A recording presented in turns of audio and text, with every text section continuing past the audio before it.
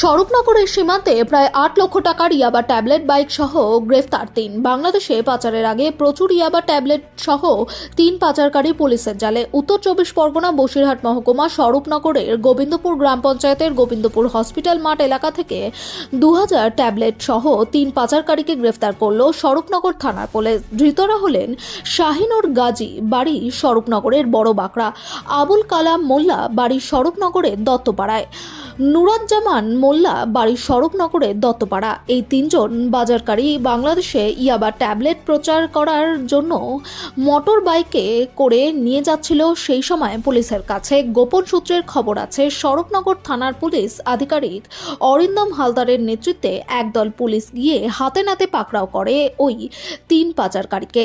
বাইকে বাঁধা ছিল ২০০০ পিস ইয়াবার ট্যাবলেট, যার বাজার মূল্য প্রায় ৮ লক্ষাধিক টাকা। আজ বারাসাত জেলা আদালতে তোলা হবে।